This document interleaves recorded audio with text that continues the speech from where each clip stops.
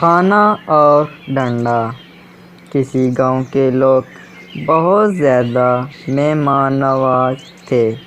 ان کے گاؤں میں کوئی مہمان آ جائے تو بہت آؤ بھگت کیا کرتے تھے۔ ایک دفعہ ان کے گاؤں میں ایک مہمان آیا۔ گاؤں والوں نے اس کے آگے طرح طرح کے کھانے دسترخوان پر چن دیے، ساتھ ہی ایک بڑا سا ڈنڈا رکھ دیا۔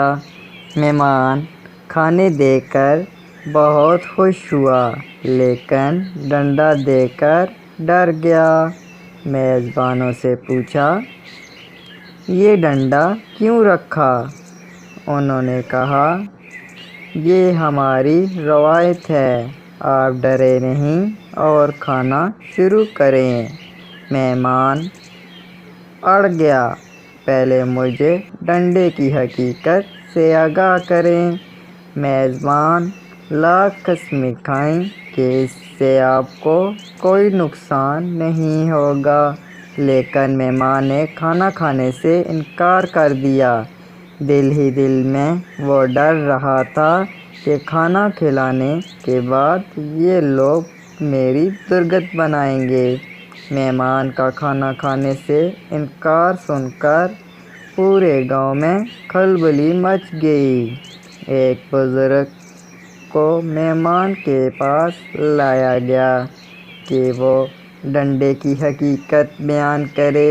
بزرگ ڈنڈا دیکھ کر غصے ہوئے اور کہا، اتنا لمبا ڈنڈا نہیں رکھتے، اسے 3 فٹ کم کرو۔ ڈنڈے کو فوراً 3 فٹ کم کیا گیا، لیکن مہمان اب بھی کھانے سے انکاری تھا۔ وجہ ڈنڈے کی اب بھی لمبائی 5 فٹ تھی۔ گاؤں والے بہت پریشان ہوئے۔ ایک اور بزرگ جن کی عمر 90 برس ہوگی، ان کو لایا گیا کہ وہ بھی ڈنڈے کی لمبائی دیکھ کر آہ بگولا ہو گئے۔ کہنے لگے، ہاتھ کی لمبائی کے مطابق چھڑی رکھتے ہیں، اس کو کم کرو۔ ڈنڈے کٹ کر چھڑی کے برابر ہو گیا۔